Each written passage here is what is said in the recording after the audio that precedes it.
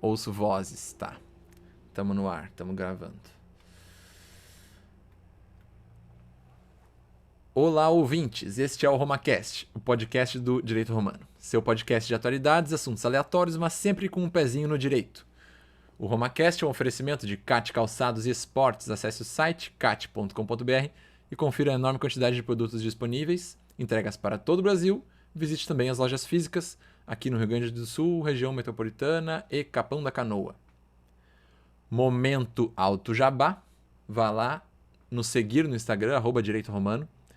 E também seguir o pessoal que está aqui gravando com a gente hoje, que a gente vai falar no final do episódio. Então, qualquer coisa, puxa para lá. Ou olha na descrição para seguir eles também, o @ deles. E postar que está nos ouvindo nos stories, né? Compartilhar e curtir sempre ajuda. Qualquer curtidinha já nos ajuda bastante. E dar 5 estrelinhas lá na iTunes Store se o senhor ou a senhora for um portador de iPhone. Hoje é dia 1º de junho de 2021. E após um episódio tão esclarecedor quanto o da semana passada, se você ainda não ouviu, confira, que vale a pena mesmo. Professor Gustavo Paim, doutor, nem sei se ele não é pós-doutor, Gustavo Paim, acho que ele é doutor por enquanto. A gente resolveu continuar nessa pegada de jogar luz em temas obscuros que circulam nas redes sociais. Esses grandes debates de rede social polarizados.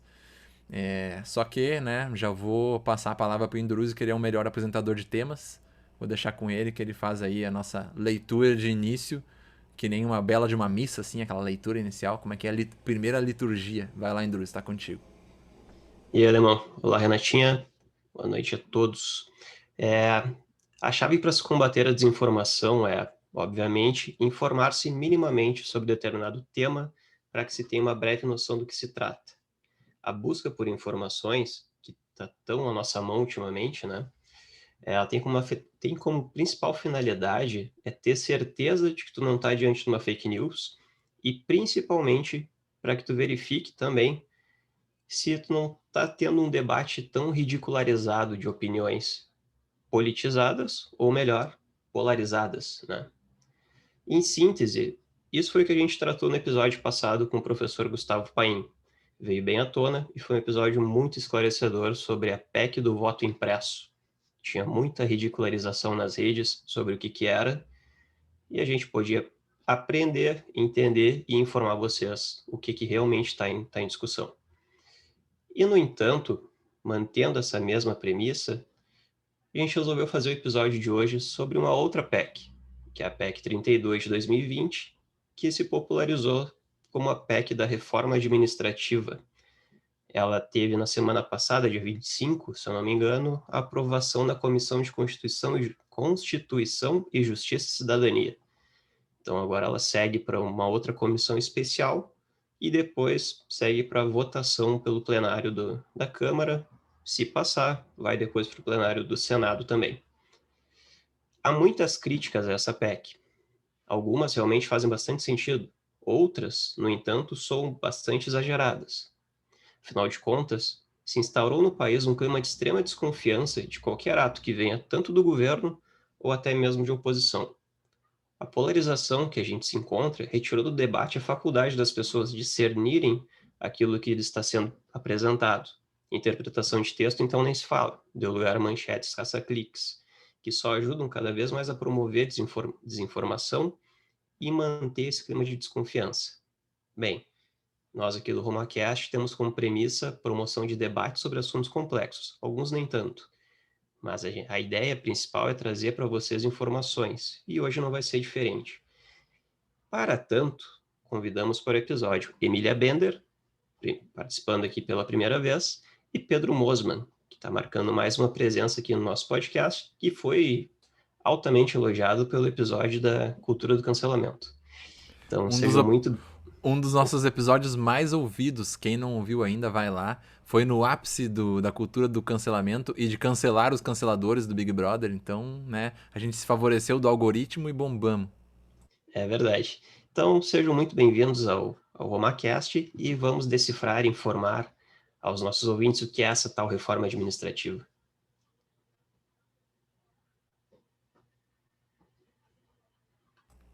Vamos deixar pro Pedro começar, que ele já é da casa, e depois a Emília. Ah, tá. Não tinha certeza qual era a ordem exatamente agora. Mas, então, bom, para começar essa minha explanação, eu vou lembrar de um professor que eu tive recentemente no mestrado, que falava que sempre que a gente vai falar sobre um tema, principalmente um tema que toca questões da seara política, a gente deve se despir perante o nosso ouvinte, né? A gente deve se apresentar para a pessoa saber como pensa essa pessoa que vai falar para mim sobre isso e que tipo de filtro eu vou fazer das informações que essa pessoa for me passar. Então, assim, sobre mim, eu, por natureza, tenho uma visão liberal acerca de Estado, de política. Quer dizer, eu acredito que o Estado não deve ser gigantesco. Não sei se eu acredito exatamente num Estado mínimo, porque há muita divergência sobre isso, né? Quais papéis o Estado deveria exercer. E liberais, por natureza, tendem a defender a necessidade de uma reforma administrativa. Só que, de outro lado, eu também sou servidor público. Eu sou servidor público já há 6 anos e eu sinto na pele alguns efeitos da crise que passa o Estado, com perda do poder aquisitivo dos salários. Eu tenho uma visão do servidor público como um escravo da inflação, porque ele não consegue, ele não tem mecanismos, instrumentos para lidar com esse cenário, né, de perda do poder aquisitivo, porque as reposições salariais elas ficam sempre a cargo de uma lei, de uma vontade política. Então, assim, eu acho que por natureza e por circunstância eu acabo ficando num meio termo que me favorece ter uma visão equilibrada sobre avanços e retrocessos numa proposta de reforma administrativa como essa que a gente vai debater hoje. Bom, então eu vou tomar o mesmo caminho do Pedro. Eu trabalho também, sou servidora pública, assim como o Pedro, inclusive trabalhamos no mesmo órgão, no mesmo setor. E diferente do Pedro, que se posiciona como liberal, eu sempre repito que a minha visão tenta ser sempre moderada. Eu me coloco bem no centro, sou uma isentona. Mas, assim, com relação a essa reforma administrativa, eu acredito que a gente necessite de uma reforma administrativa. Acho que o Estado, a administração pública, como é colocado agora, tanto com relação aos cofres públicos como com relação ao papel do serviço público na administração pública, precisa ser revisto. Mas eu também acredito que uma reforma administrativa ela necessita de um estudo para saber quais são exatamente os pontos que precisam ser mexidos. Então, assim, a reforma administrativa como ela foi proposta nessa PEC 32, né, de 2020, depois a gente vai desenvolver isso, mas eu vejo uma série não são equívocos, mas me parece muito mais uma proposta com um caráter eleitoreiro, como uma proposta para dar satisfação para o eleitor, né? Então, assim, sou a favor de uma reforma administrativa, mas acredito que a gente precisa antes rever os pontos que realmente precisam ser mexidos, porque de nada adianta a gente promover uma reforma, fazer uma PEC, mexer o Congresso, fazer enfim, um lobby lá com os parlamentares gigantescos, se ao fim e ao cabo a gente tiver o mesmo resultado para o Estado, para o tamanho do Estado brasileiro hoje em dia. Bom, eu não sei se tu quer fazer algum comentário, Alemão, senão eu já vou puxar a primeira pergunta, porque já vai no embalo aqui. Sim. Comentários, gostei que os dois já se posicionaram aí, por mais que a Emília tenha não se posicionado, né, tenha se colocado no meio. Hoje em dia, só de tu se colocar no meio já é xingado pra tudo que é lado, né? Não pode ser do meio. Só aproveitando, eu tô junto com ela. Sou mais moderado também. Eu sei que é de extrema-direita, né? E tu, Renatinha? Extrema-direita. E tu, Renatinha? Eu prefiro, calma, eu preciso me desmutar. Eu tava com dificuldades de chegar ali. Eu, por vezes, prefiro ficar no meio, porque eu acho que nem tanto ao céu, nem tanto à terra. É isso aí.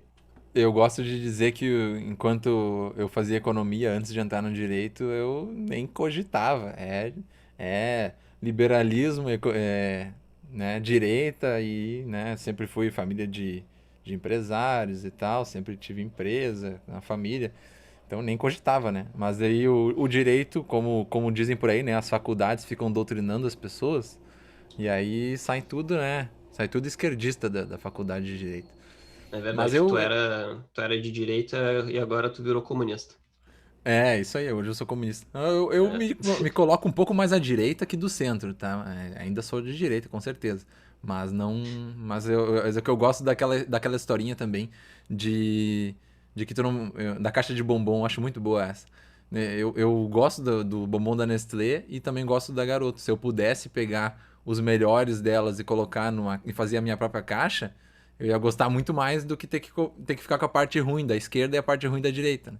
Não precisa ser tudo de um lado ou tudo do outro, né? Tem ideias boas dos dois lados. O problema é quando o bicho começa a pegar e a galera quer se matar, né? Dos dois lados, aí complica. Então tá, né? Dadas essas observações de onde é que a gente tá no mundo, Indruzi, pode puxar a tua primeira pergunta aí para eles responderem, para ficar bem claro, né? Não vai ser um programa que a gente pergunta, a gente quer saber a opinião dos dois e deu, né? A gente pode fazer os nossos comentários também, então tá bem liberado. E se eles não quiserem responder, não quero responder isso aí muito chata, fala o que quiser, né? Ah, Só para tudo dar um liberado. norte. E eu gostei da historinha da caixa de bombons aí, faz total sentido. Vamos lá, então. Muito se veicula nas redes, que são atualmente o principal meio de informação, que a reforma administrativa acabará com o serviço público, que é uma reforma revanchista aos avanços da Emenda Constitucional 19 de 98, e essa emenda constitucional foi que limitou a criação de cargos comissionados a cargos de direção, chefia e assessoramento. Acho que a ideia principal naquela época era uma maior profissionalização da administração pública. Então, se bate nessa nova PEC como se fosse um revanchismo a essa antiga emenda constitucional. Não sei se faz sentido para vocês essa crítica. Ela faz sentido, mas não totalmente, assim. Eu não sei se acabará com o serviço público, por exemplo, é uma consequência necessária dela, só que ela tem pontos muito delicados ali, né, que favorecem principalmente a perseguição, né, torna o poder, o serviço público mais suscetível a ingerências de governos, né, ela enfraquece bastante as carreiras que deveriam ser de Estado. E o que mais? Ela mexe também com alguns privilégios que eu acredito que tem que ser mexidos mesmo, assim, por exemplo, o direito a férias superior a 30 dias durante durante o período aquisitivo de um ano, né? Acaba com essas férias, por exemplo, de 60 dias que muitos servidores públicos têm direito hoje. Ela acaba com uma série daqueles penduricalhos e tal, ao serem incorporados nos salários, também a reforma administrativa atual, como está proposta, ela acaba. Então, assim, para mim, a crítica, ela tem um fundo, uma razão de ser, mas ela não é totalmente procedente. A gente, como eu tinha dito, acho que a gente precisa de uma reforma administrativa, mas, assim, o que me parece que essa proposta viabiliza? Ela viabiliza, além da ampliação do acesso aos cargos públicos por parte de pessoas que não são concursadas, né? Porque ela cria aquelas 4 categorias de servidores públicos e mantém e amplia, na minha percepção, o acesso ao serviço público por parte de cargos. Agora eles chamam cargos de assessoramento e de chefia, mas são os CCs, né? São os cargos comissionados. Além disso, ela acaba viabilizando um poder de ingerência sobre os cargos que atualmente têm estabilidade. De ingerência, eu digo de parte do poder político, né? Dos cargos que hoje em dia têm estabilidade, e isso é uma questão bem delicada para ser mexida. Então, assim, muita gente grita contra a estabilidade, mas a estabilidade ela tem um motivo de existir, né? A estabilidade ela existe para para garantir que aquilo seja uma função de Estado e não seja uma função de governo. Então, para que o cargo seja forte a ponto de que a pessoa possa se posicionar dentro do cargo e não sofrer pressões políticas de dentro da administração, né? Eu li sobre essa crítica também desse... geralmente quando a gente vê frases desse tipo, acabará com o serviço público, nunca mais se verá alguma coisa nesse sentido. Eu acho que sempre quando tem esse exagero, a gente parte do pressuposto de que há uma ridicularização de debate, né? Então, é preciso sempre ter uma visão moderada para a gente entender o que se passa e o que é a ideia que vem de fundo disso. Uma das críticas que eu li que vai nesse sentido é a falta de requisitos técnicos para esses cargos de chefia, assessoramento e liderança que eles estão criando e eles querem ampliar. A exemplo de tu não ter uma exigência de comprovação que o cara tem nível superior, o cara tem competência técnica para aquilo, e acaba sendo muito de apadrinhamento, né? Tu acaba tendo uma ideia mais de apadrinhamento do que efetivamente que o cara ele vai agregar e vai suprir uma lacuna que um concursado não tem uma competência específica para isso. E outro ponto era a questão de proporcionalidade, porque se de uma forma essa nova PEC ela amplia a promoção aqui de cargos de confiança, ela não diz em qual equivalência ao número de efetivos concursados. Então ela deixa esse ponto em aberto. Isso foi o que eu li também de uma crítica de um professor sobre a PEC. Mas são pontos que são interessantes.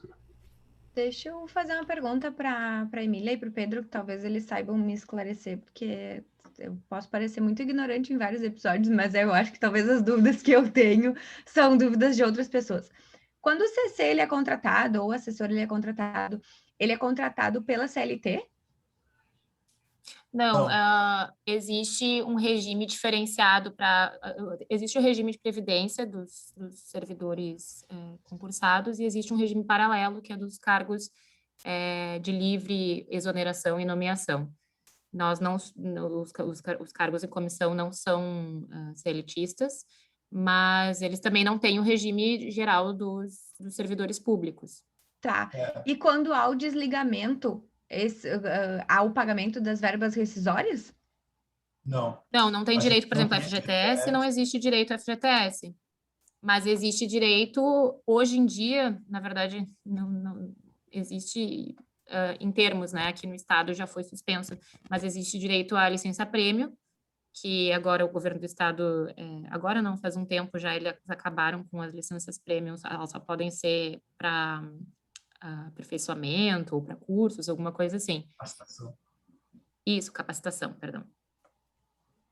Tá. Não, eu pergunto isso porque eu tenho o entendimento de que nós, supostamente nessa reforma, se aumentam os cargos comissionados, a cada troca de governo vai haver uma troca dos cargos em comissão, por exemplo, né? Entra um governo, coloca o meu pessoal, sai o governo, sai o meu pessoal. E se há se vai gerar essa verba trabalhista, o quanto não vai ser oneroso para o Estado promover a admissão e demissão dessas pessoas, mas se elas não são CLT, já é um bom dinheiro economizado. Alguns são, mas eu te confesso até que eu desconheço exatamente quais são os cargos e quais são os órgãos onde se faz essa contratação por CLT. Porque é verdade, tem alguns cargos em alguns órgãos que são seletistas, mas eu acredito que sejam a minoria. Eu não vou saber dizer também exatamente quais são e em que número são, mas eu acredito que sejam a minoria. Hoje em dia se contrata cargo em comissão dessa forma, através desse regime diferenciado. Seguindo essa mesma lógica, não só pela questão de digamos, verbas rescisórias que poderia ter, mas só de imaginar essa situação acontecendo, né, de um governo O grande entrando... problema, eu acredito que nesse cenário que a Renata falou, é porque, por exemplo, os cargos que são dados ao assessoramento, tá? existe um período de adaptação, que é quando a pessoa entra no serviço até... Então, eu acredito que tem um grande problema também, que é a perda da efetividade no serviço, na prestação de serviço público, né? Muita Porque a partir do perda. momento que a pessoa entra, se adapta, não sei o quê, demora um tempo, vai pegar o ritmo, enfim, entrar, pelo menos na minha visão, tem uma perda de efetividade. Com certeza tem. Eu, assim, olhando de fora, sem nunca ter trabalhado em nada que fosse público, eu já fico imaginando que essa perda é muito maior até do que uma possível perda ali com, né, com questão de pagamento, questão de salários e tal, porque é batata, assim, tu chega num lugar para trabalhar, tu demora um tempão até tu pegar como é que funciona, e aquele negócio todo que a gente vê no governo em si, né? Quando um governo tá indo para os seus dias finais ali, só isso a gente olhando de fora, né? A gente já percebe que dedicação total para a campanha política, né? Deve deixar assim um governo quando é uma ruptura muito grande de governo, né? Sai um partido muito diferente do outro, deve deixar uma bagunça, assim, ó, pega aí o que sobrar para ti. Então, na questão dos servidores também, já imagino que deva ser parecido, mas claro, né? Não iam fazer assim para transformar num caos, né?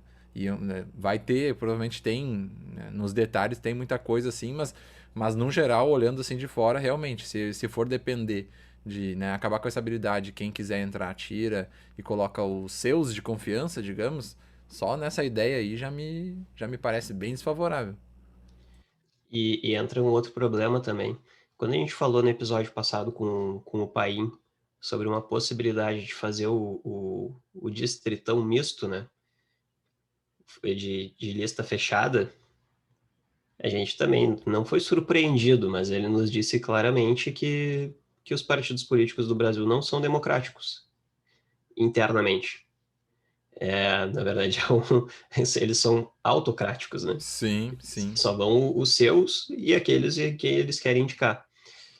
E isso gera um problema, porque se tu passa e permite uma ampliação de cargos de confiança, sem tu ter um filtro necessário para que essas pessoas tenham realmente capacidade ou competência, eu não digo que não todas não tenham, mas principalmente esses cabos eleitorais que eventualmente entram e viram assessores especiais, ou viram algum cargo técnico, algum cargo de chefia aí que o cara não sabe nem o que ele está fazendo lá dentro. Isso permite até uma outra prática que tem se tornado, eu não sei se tem se tornado comum, mas tem sido bastante veiculada, que é a parte da rachadinha, né? Uma outra espécie de corrupção. Eu não sei se vocês também têm essa impressão de que ampliar isso pode gerar também a gente ter mais manchetes nos jornais aí sobre rachadinhas. Com certeza, é. Eu acho que os dois grandes problemas da ampliação de cargos comissionados são esses. Então, primeiramente, a perda da efetividade, porque a cada 4 em 4 anos, ou período que outras administrações forem controlando e colocando os seus quadros, tu vai haver todo aquele momento de troca, onde as pessoas que estavam habituadas a fazer determinado serviço saem e novos chegam, mas precisam se adaptar. E também a criação como é que eu posso dizer, nublada que acontece em torno da capacitação, né, das pessoas que vão entrando, né? Quanto maiores forem as trocas, mais difícil vai saber se quem está entrando se tem efetiva capacidade. E com certeza, daí esse ponto da rachadinha que tu falou é uma prática antiga, né? Se faz isso no Brasil há muito tempo, mas se a gente for procurar o histórico até de decisões do Poder Judiciário, como estava num artigo que a gente discutiu um pouco antes ali no grupo, que depois a gente pode disponibilizar ali também, um histórico de decisões judiciais que limitam a criação de CCs, ele por si revela a vontade dos políticos, da classe política, de sempre estar procurando ampliar esse espectro, né? E com certeza essa reforma administrativa é mais uma manifestação dessa vontade.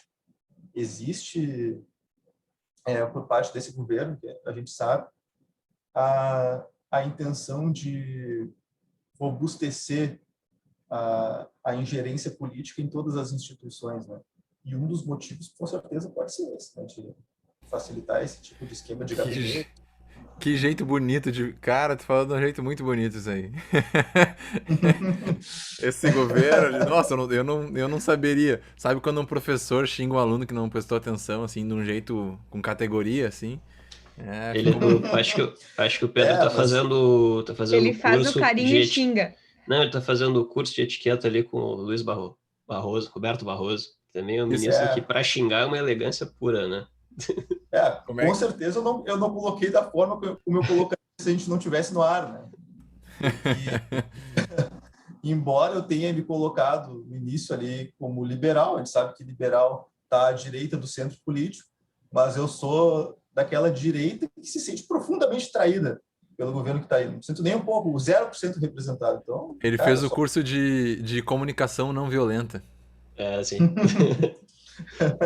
Mais ou menos isso. Mas eu ia até comentar isso na pergunta de antes que eu ia fazer, mais ou menos nesse andar aí, que é se essa reforma ela entra muito também naquele papo das reformas, assim, é uma pergunta bem bem de quem tá de fora. Não mudar isso aí, tem que mudar isso daí.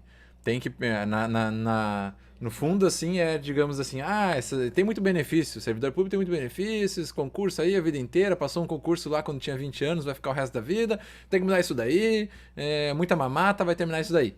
E aí o que acontece na prática, é isso que a gente tá falando, né?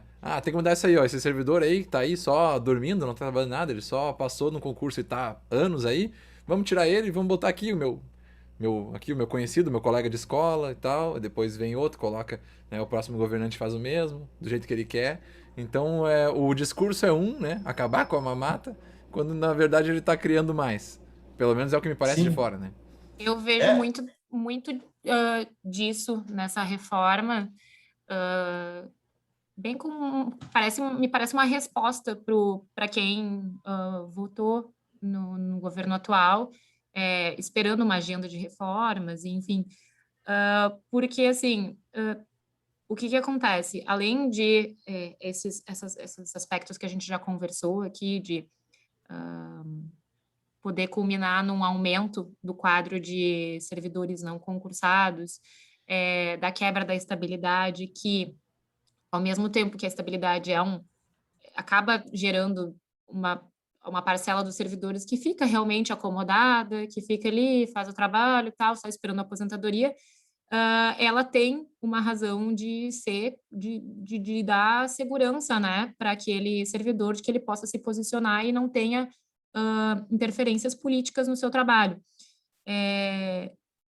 Tem esse lado, e tem também a questão de que se foi proposta como uma reforma para acabar com os privilégios, mas os verdadeiros privilégios não foram tocados por essa reforma. Existe um estudo que foi feito, eu não vou lembrar o nome do cara, até agora não estou com nada aberto aqui, mas enfim, é um estudante é um doutor ou doutorando da UF Paraná e um outro, e junto com o IPEA. E ali eles demonstraram, de forma bem detalhada, que o grande peso que existe no Estado por conta dos gastos, né, com a administração pública, ele está concentrado em 10% dos servidores. E esses 10% dos servidores, se só se tomasse a medida de restringir os salários deles ao teto, excetuando-se os penduricalhos, né, ao teto do ministro do Supremo, no caso do Judiciário, enfim, os tetos respectivos, só tirando isso já reduziria de 13% para 4% a diferença entre os salários da iniciativa privada e do setor público.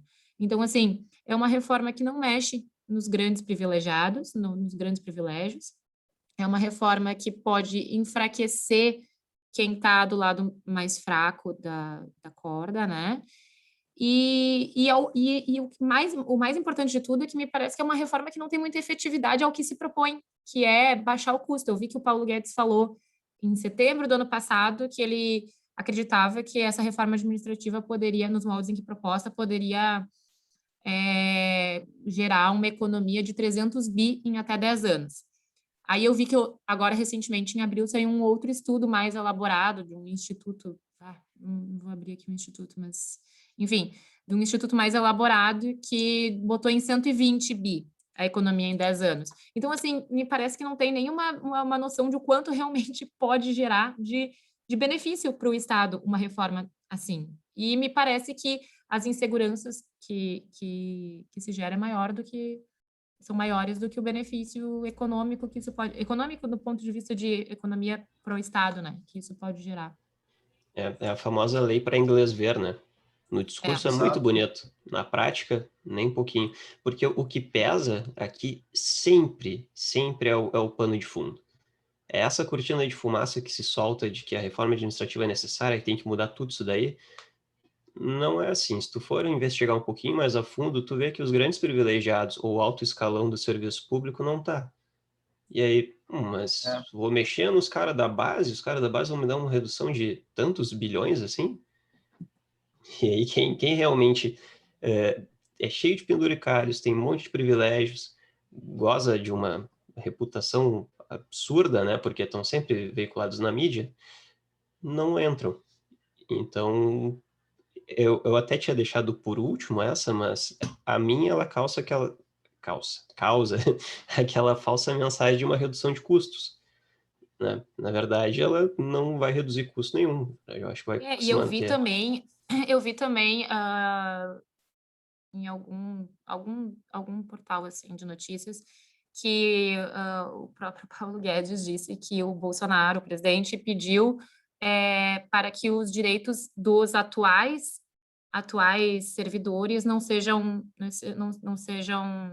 tocados pela PEC, como propagando assim como se estivesse fazendo um carinho nos atuais servidores, mas é uma questão de direito adquirido, direito constitucional, sabe? Para quem estuda um pouco de direito constitucional sabe que PEC preserva o direito adquirido. Então não se tem uma nova ordem constitucional, você tem uma emenda à Constituição. Se eles eventualmente mexessem na estabilidade dos servidores que hoje gozam de estabilidade, provavelmente seria derrubado depois no Supremo, eu acredito, né? E além disso, eles colocaram também a questão de que eles deixariam para os outros poderes tomarem a iniciativa de proporem as suas reformas administrativas. Então, assim, eles deixariam para o judiciário propor a reforma administrativa dos membros, a reforma para os membros do judiciário, ao Ministério Público e, enfim, não lembro os outros exemplos que eles deram, como se dissesse, a gente só vai mexer no pessoal do executivo, o resto eles a gente vai dar o norte, o resto eles que vão ter gerência sobre as suas próprias carreiras.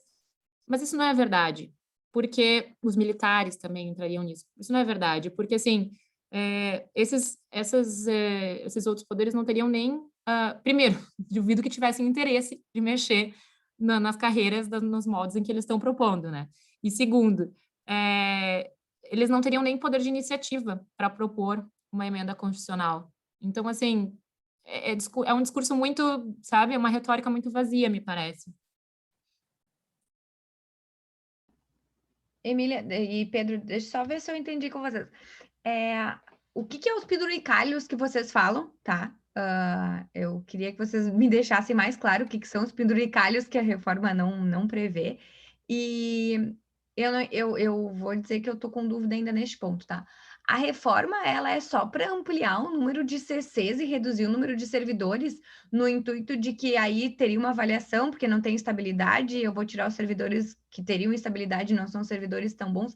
Não, juro para vocês, não me ficou claro ainda qual que é o objetivo da reforma e o que vai ser, de fato, abordado nisso. Não, na verdade, assim, com relação à primeira pergunta, os penduricalhos são o seguinte: existe um teto, né, remuneratório no serviço público, que é o máximo que os servidores públicos podem ganhar dentro daquela carreira. Então, assim, aos membros do judiciário, eles respeitam o teto do ministro do Supremo, que atualmente é quase 40 mil, mais ou menos. 39. Os do executivo são um outro teto, normalmente é o teto do governador do estado e no âmbito federal do presidente da República. e os do legislativo, assim por diante. Eles, ao cargo máximo é dado o teto remuneratório e os outros servidores não podem ganhar mais.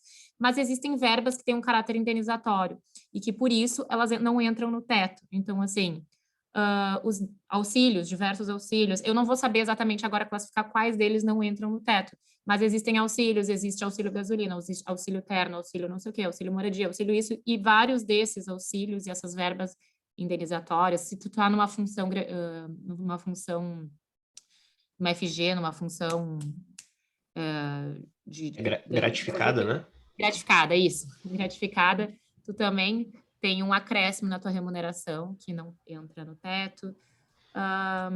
Enfim, são esses penduricalhos que acabam ultrapassando. Então, assim, tu vai encontrar no serviço público diversas pessoas que ganham muito mais do que o teto, muito mais do que um ministro do Supremo, porque eles têm esses diversos chamam-se de penduricalhos, né? Essas verbas indenizatórias. E com relação à outra pergunta que tu colocou, a proposta da reforma não é explicitamente aumentar o número de cargos comissionados. Na verdade, o que eles fazem... Tu quer explicar, Pedro? Porque eu já estou um tempão aqui falando.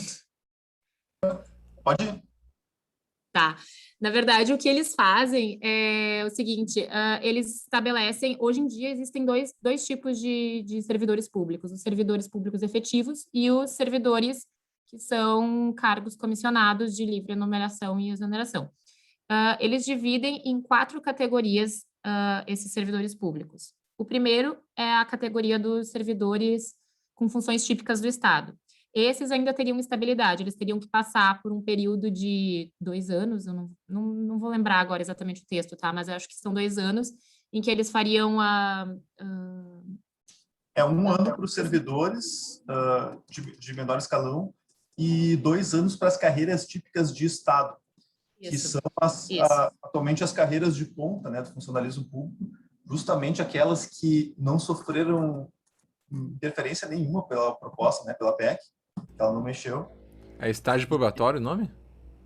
Então, já existe. Atualmente, sim. Atualmente, estágio probatório. E o que eles querem propor é um período de exame de experiência, em que a pessoa fica sem estabilidade. Mas isso, na verdade, na prática já existe, que é o estágio probatório. Todo mundo que passa para o serviço público passa por esse período de experiência em que ele pode se tornar efetivo ou não, né? Hoje o estágio probatório é de quantos anos? 3 anos, né? 3 anos. 3 anos é o Hoje em dia é maior, inclusive.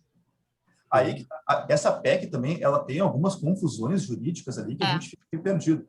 Porque, por exemplo, atualmente é 3 anos. Então, se a proposta dela é criar um período de experiência, mudar uma nomenclatura e diminuir para 1 ano, e sendo 2 para... É que o que a PEC diz? A PEC diz, na verdade, que os critérios para... Eles chamam de um período de análise de desempenho, alguma coisa assim, né? Eles dizem que esse período, esses critérios para análise de desempenho seriam, então, previstos em uma lei ordinária, que iria prever quais são os critérios ali e tal, e que daí teriam critérios mais técnicos para a manutenção da pessoa no serviço público.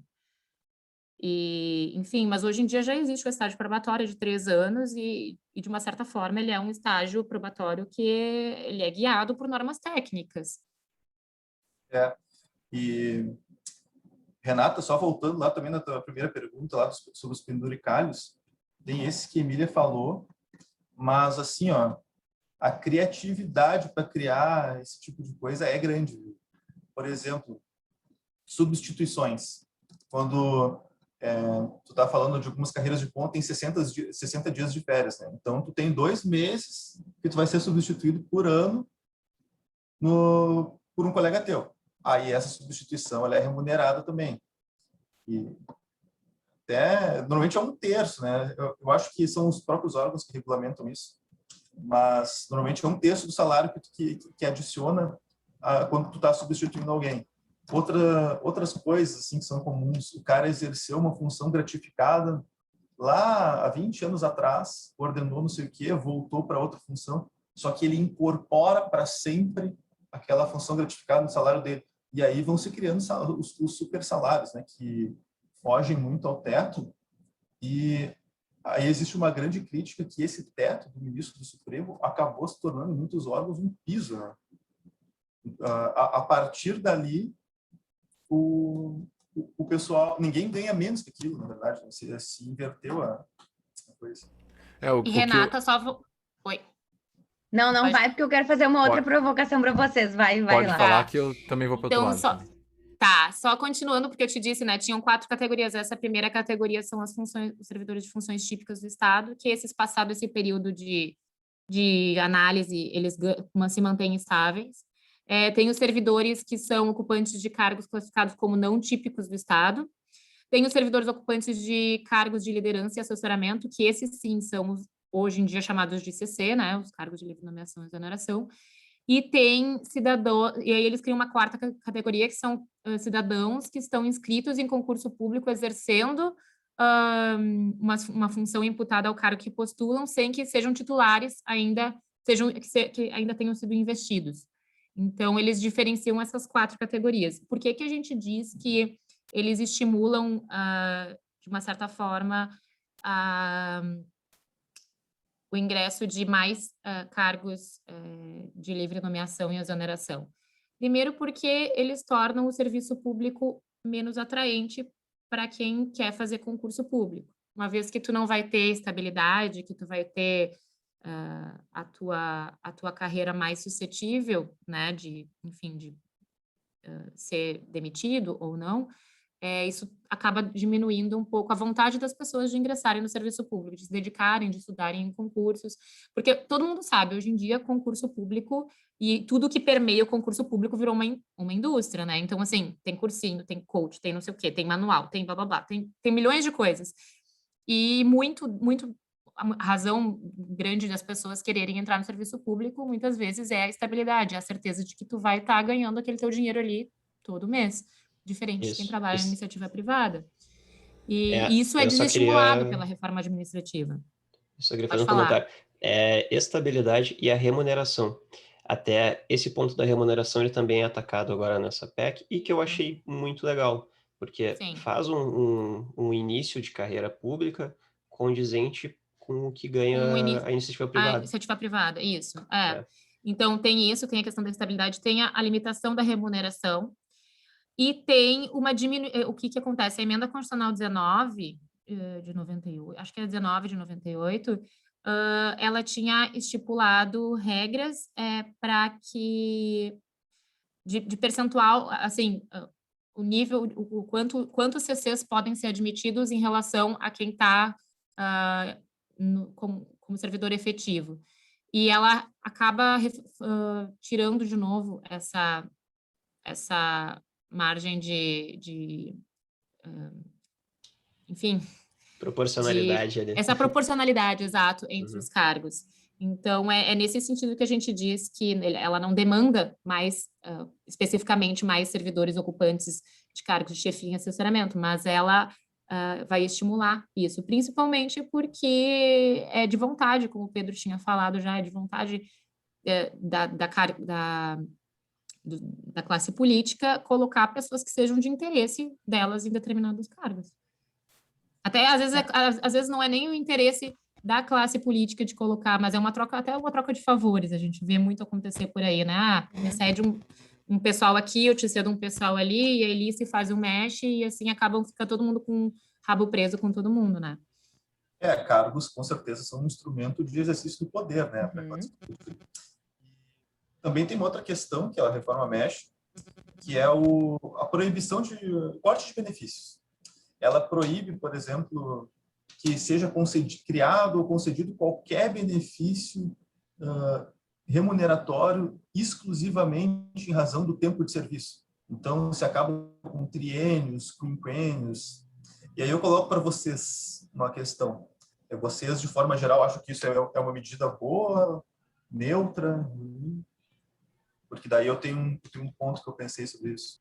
Mas na iniciativa privada eu também tenho isso. Eu não tenho. Eu já tive. Tá.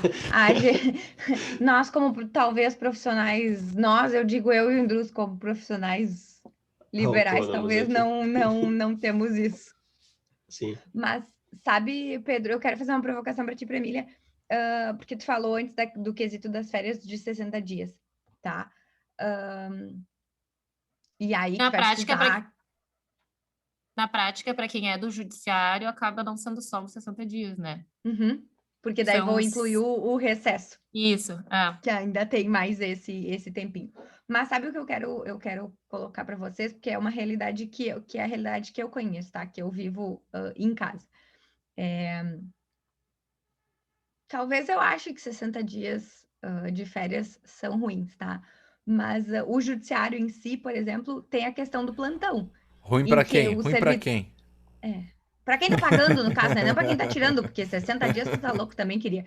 Mas tem, por exemplo, a questão do plantão, né? O plantão, ele, até onde eu sei, ele não é remunerado a mais. Então, a pessoa vai ficar à disposição 24 horas por dia, dependendo da região de como que vai ser a escala deste plantão, se só final de semana, se durante a semana, mas vai ficar 24 horas por dia disponível para qualquer situação que ocorra, tu atender essa situação. Então, eu vejo as férias de 60 dias como uma forma de compensação por este outro período em que tu acaba trabalhando Não, 24, inclusive, estando à tu vê muito disposição corretamente. Tu vê muito 24 horas por corretamente, dia. Renato. Porque E, justamente é essa a justificativa das férias de 60 dias. e vou te dizer mais, tá, Emília? Eu moro numa realidade de interior em que, por exemplo, a quantidade de promotores e juízes ela é infinitamente menor do que, por exemplo, Porto Alegre, que é a capital do Rio Grande do Sul, que é o estado que a gente grava aqui no momento. Então, o rodízio de plantão, ele é muito maior e o juiz, promotor, servidor, seja lá qual for o nível da carreira que ele que vai estar trabalhando no plantão, ele vai trabalhar no plantão mais seguido do que as pessoas na capital, em que eu tenho um número maior de servidores. Então, eu, Renata, não vejo um problema grande 60 dias de férias, porque afinal de contas essas pessoas também trabalham em plantão e disposição de 24 horas por dia. Mas claro, né? Esta é a minha opinião. É uma boa visão. Mas sobre isso dos 60 dias, tem aqui, ó, naquele link do próprio site da Câmara, deixa eu dar uma olhada aqui. Reforma administrativa, já está na CCJ, conheça a proposta do governo, que é um esclarecimento da própria Câmara. Aí, sobre os 60 dias, o que diz? Passa a ser expressamente proibida a concessão a qualquer servidor ou empregado da administração pública, direta ou de autarquia, fundação, empresa pública ou sociedade de economia mista. Servidor ou empregado da administração pública direta ou de autarquia. Aí está férias em período superior a 30 dias pelo período aquisitivo de um ano. Então, eu acho que, na prática, não muda nada, porque me parece que ela não está mexendo em quem realmente tem os 60 dias, que é a elite do funcionalismo. Acho que fica restrita ao âmbito dos servidores mesmo. Não sei, vocês também tiveram essa impressão, porque nesse ponto ficou... Não está, acho que, suficientemente esclarecido.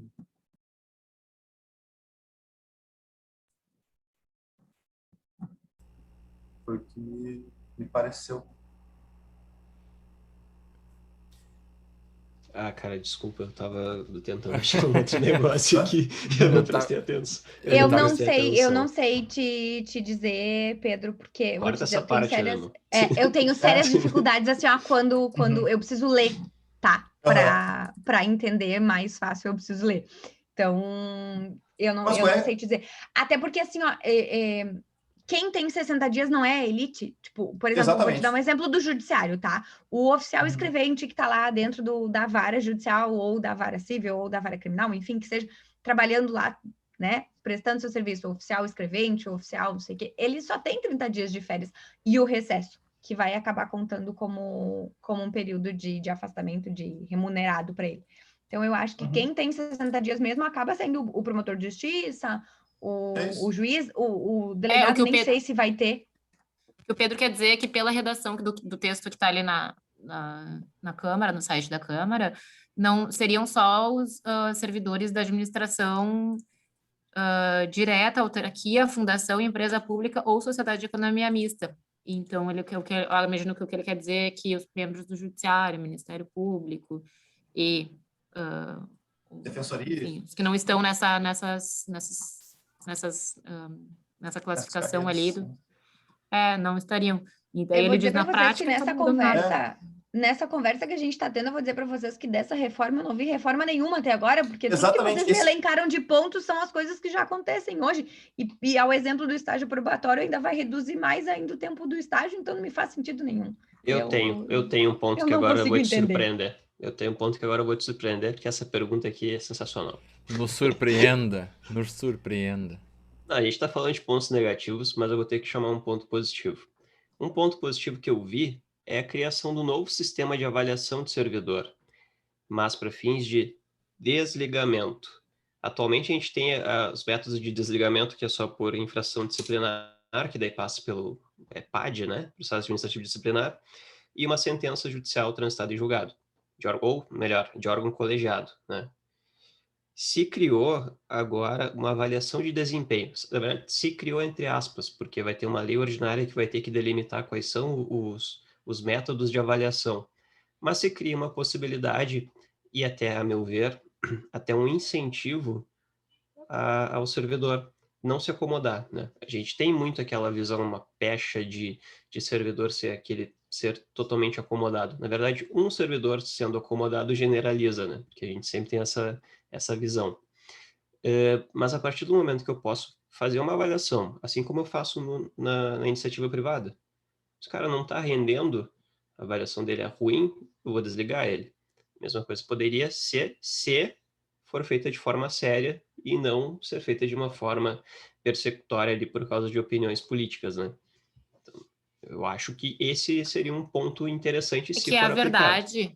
A verdade é que a nossa Constituição ela já prevê a possibilidade de exoneração por baixa produtividade, mas nunca houve regulamentação disso.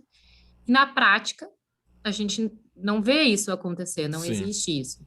Então, eu concordo contigo, porque da mesma forma que tu falaste, eu acredito que é exatamente isso que acontece. Às vezes, o servidor que é mais acomodado, que não produz o que é necessário, né, ser produzido, enfim, dentro do serviço público, acaba causando uma impressão generalizada de que o serviço público é mal prestado.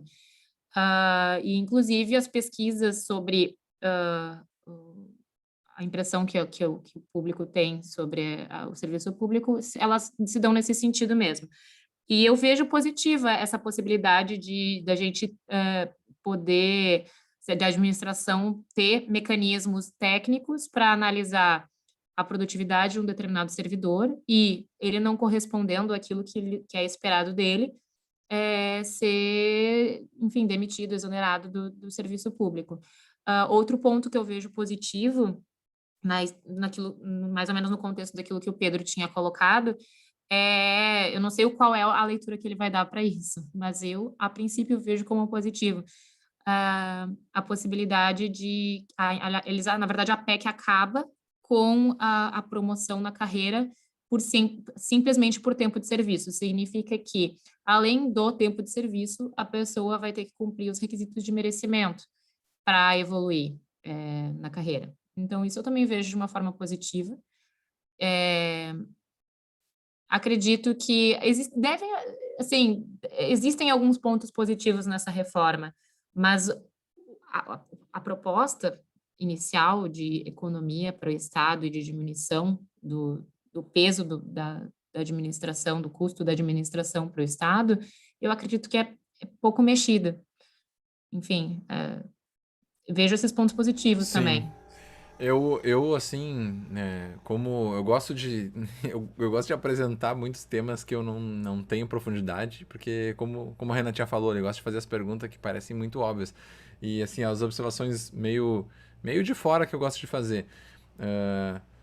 Eu acho assim, no geral, a gente tem a tendência aqui a ser assim, digamos, bem críticos, né? A reforma é um projeto, uma PEC que tem várias contradições, é elaborada, mal escrita de certa forma, tem várias ideias meio toscas, mas assim, num geral, como o Indruzi falou antes, a questão da estabilidade e a questão da remuneração, ela chama muita atenção, muita gente quer fazer concurso público porque hoje em dia, como a Emília falou, tem uma indústria, né? Tem cursinhos, muitos, que trabalham só com isso.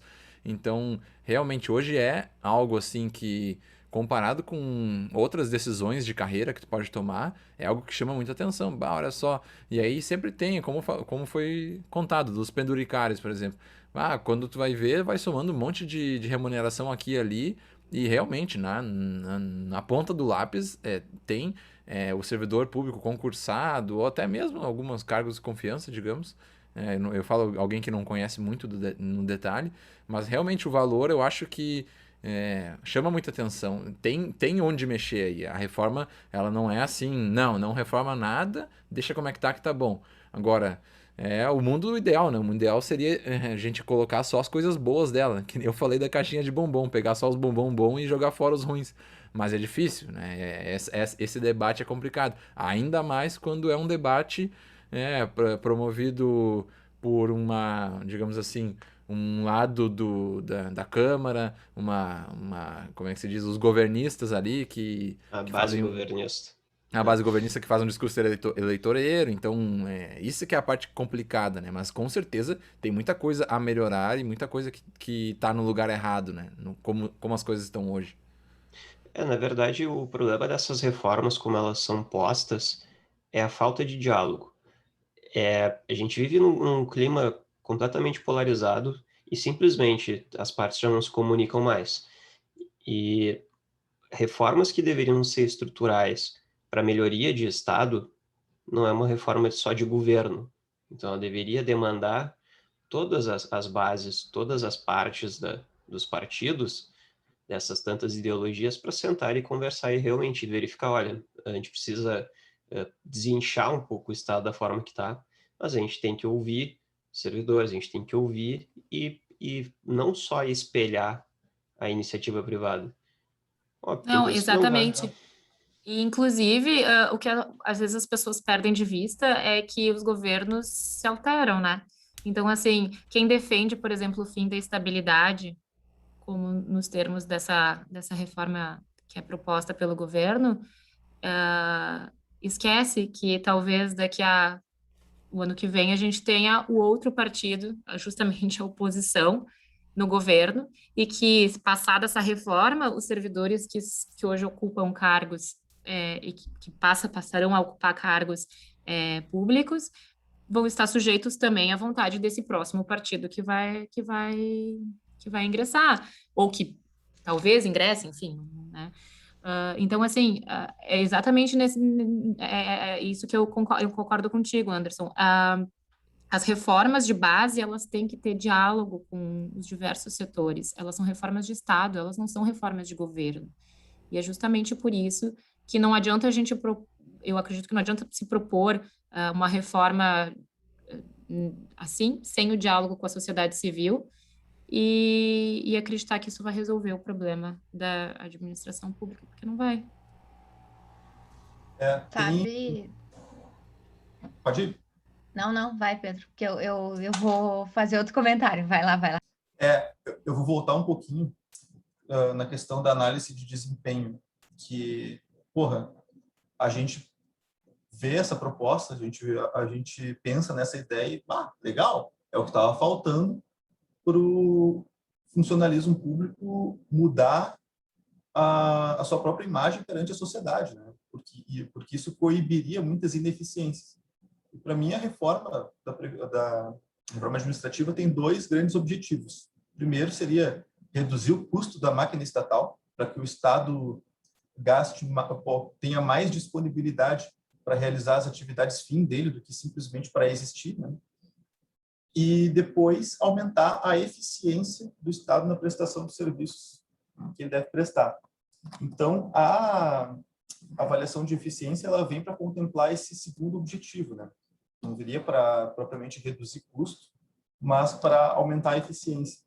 E aí tem uma questão interessante que a Emília já falou, que é o seguinte: artigo 41 da Constituição, são estáveis, da Constituição que já existe, são estáveis após 3 anos de efetivo exercício os servidores nomeados para cargo de provimento efetivo em virtude de concurso público. Aí, parágrafo 1º. O servidor público estável só perderá o cargo. Inciso 3º desse parágrafo. mediante procedimento de avaliação periódica de desempenho, na forma de lei complementar assegurada ampla defesa. Ou seja, já Significa que só precisa de uma lei complementar, não precisa de uma PEC. exatamente, já está lá na Constituição a análise de desempenho. Só que o governo resolveu fazer isso em forma de PEC. E aí, isso pode ter algumas intenções obscuras, né, por trás. Um deputado federal que se posicionou contra, de forma crítica a essa PEC, ele falou que da forma como está a questão da análise de desempenho, ela dá margem para perseguições. Daí a gente vai olhar o governo Bolsonaro, ele tem histórico de perseguição contra servidores efetivos que são contrários ao governo. Ele fez dossiês já de servidores que compunham movimentos de esquerda e tal. Então, a gente tem que procurar pensar quais são as intenções que estão por trás dessa proposta específica. Por que não mandaram só a lei complementar para regulamentar esse ponto? E daí, já deixando isso para vocês e partindo para outra questão que eu falei anteriormente, redução de benefícios. Tu vai olhar na teoria e na proposta, realmente, tu conceder benefícios por tempo de serviço, exclusivamente por esse motivo, tu dá margem para que aquele cara ineficiente, que só faz o mínimo, que está lá, que sabe que nunca vai perder o cargo dele, pense assim, meu salário, eu vou ter uma progressão natural, independentemente do meu esforço, simplesmente por eu ficar aqui, o meu salário, minha remuneração vai aumentando conforme eu vá adquirindo quinquênios, triênios, essas coisas assim. Então, faz sentido na teoria tu proibir que se conceda benefícios exclusivamente com caráter temporal. É um pouco diferente do serviço público da iniciativa privada, porque a iniciativa privada, beleza, ela organiza um plano de carreira semelhante. Só que, cara, se tu não der resultado na iniciativa privada, tu vai cair fora. Então, na iniciativa privada, tu estar há muito tempo na empresa já é meio que um atestado de que tu apresenta resultado. Então, eu acho que é um pouco mais natural tu conceder um benefício exclusivamente por causa do tempo de casa da pessoa. Agora, do serviço público tem esse lado. Só que, por outro lado, daí eu puxo a questão específica do Rio Grande do Sul. O que acontece? Era para o servidor público ter reposições anuais, principalmente em cenários de inflação crescente, assim como esses que a gente vive, para garantir a manutenção do poder de compra da remuneração. Só que não acontece. No nosso caso específico, a última reposição que a gente teve é de 2016, então são 5 anos de inflação nas costas, e ainda umas ADINs pipocando aí, e rolando ameaças o tempo todo de que iam nos tirar esse reajuste que foi concedido lá atrás, porque era inconstitucional. Então, assim, é um cenário de profunda instabilidade e de sucateamento do servidor público, principalmente de menor escalão. E aí, o que acontece? Não tem a reposição da perda do poder aquisitivo. Mas o cara tinha um triênio, um quinquênio. Então, esses benefícios temporais, para muitas pessoas, eles acabaram servindo como mitigação desse outro efeito que deveria ser... dessa outra coisa que não acontece, mas que deveria ocorrer, que é a reposição salarial com base nos índices de correção monetária. Muito bem colocado, Pedro. Essa observação é muito, muito boa, porque, num geral, não só com servidores públicos, mas num geral a gente acaba não percebendo, né, que o nosso dinheiro ele vai se esvaindo com o simples passar do tempo pela correção da inflação, e a gente não percebe, né? Isso é fruto também daquela do nosso costume, a educação financeira do brasileiro em si. Não sei, eu sempre gosto de falar que eu não sei como é que são nos outros países, porque eu não gosto de falar mal do Brasil, sendo que tem vários países que são iguais ou piores, né? Mas a gente não tem o costume de fazer educação financeira quando a gente agora virou mais agora já tá um pouco mais assim falado, né, na internet, tem muitos cursos, tem gente muito famosa trabalhando com isso hoje em dia. Então, mas a gente não tem essa noção do financeiro, a gente não acompanha. esses dias eu e o Pedro, a gente estava conversando que o Pedro tinha um serviço para fazer lá na casa dele, ele teve que trocar uma fiação, alguma coisa, e aí ele chamou um eletricista ali, trocou a fiação para ele ali, tá, deu, pagou. E aí o Pedro falou, ele disse assim, ah, como funciona na iniciativa privada muito diferente, né? Porque assim, o cara que vai ali, ele cobra, sei lá, R$ 100 para trocar uma parte de uma fiação ali, enfim, repor uns negócios. Ele cobra R$ 100 hoje. Daqui a pouco, a inflação sobe muito e tudo começa a subir, os outros serviços também começam a subir, ele reajusta o valor da hora dele. Aí ele passa a cobrar 125, 150, enfim, ele tem essa liberdade de manejar. Para quem é servidor público no Rio Grande do Sul, e eu falo especificamente como Pedro da realidade do Rio Grande do Sul, porque eu sei que no âmbito federal é diferente, tá? Mas para quem é servidor público no estado do Rio Grande do Sul hoje, sabe que as reposições salariais são muito raras. E é exatamente isso que o Pedro disse, além de serem raras, ainda tem essa insegurança de que, mas aí o governo do estado entrou com uma ADIM para baixar as reposições salariais de 2016, 2014 e uma de 2008, inclusive. Então, assim, daqui a pouco essas ADIMs são votadas no Supremo e se bobear, você acaba se perdendo quase metade do salário que hoje tu recebe, que já não é reposto há muito tempo, né? Então, esses penduricalhos, esses benefícios... a gente, por exemplo, tem a questão do triênio. A cada 3 anos de serviço público, tu ganha 3% de acréscimo no teu salário. Isso acaba se equivalendo a uma reposição salarial que não é cumprida. Sim, a gente falou sobre um pouco, mais ou menos, sobre isso no nosso episódio recente que a gente gravou e foi pro ar no dia 20 de maio, o RomaCast 20. A gente falou sobre a tributação de livros, né? Se é bom para quem. A gente comentou um pouco sobre essa questão de que quando é feito assim um aumento percentual e aumenta os preços, a gente comentou, o preço da carne aumentou no supermercado. Aí vem lá o jornal e faz aquela matéria com a tiazinha. Ficou muito mais caro. Antes eu conseguia comprar filé, agora eu compro tal. Aumentar esse valor ali, as pessoas reclamam, né? Percebem que ficou mais caro, mas mal percebem. O eletricista que cobrava R$ 100 está cobrando 110. Não é grande coisa. Mas a gente não para perceber isso, né? A gente não para perceber que tá aí o lado ali do servidor público que está ganhando um valor fixo e não tem reajuste nunca, e quando tem é visto como penduricário, realmente, né? Se colocando no lugar e pensando assim, fica muito mais complicado, né? Fica muito mais... E aí? Não vai ganhar reajuste? Mas já ganha muito bem. Sim, mas e qual é o limite disso? Então, já que eu ganho bem, não preciso ganhar reajuste nunca. Não funciona assim, né? E qual é a consequência que eu vejo, então, nesse cenário de perda do poder aquisitivo das remunerações? É a evasão do capital humano qualificado do serviço público para a iniciativa privada. Aquelas pessoas que têm qualificação, elas foram atraídas para o serviço público por todos aqueles aspectos que a gente falou antes. A estabilidade, o fato de haver uma remuneração bacana e tal. Só que isso não é imutável, entendeu?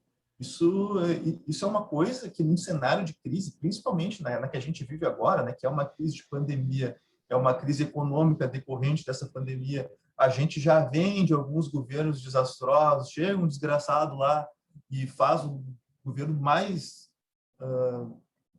pernicioso ainda, o dólar vai para as cucuias. Então, assim, isso se alterou muito rápido, se altera muito rapidamente uma realidade.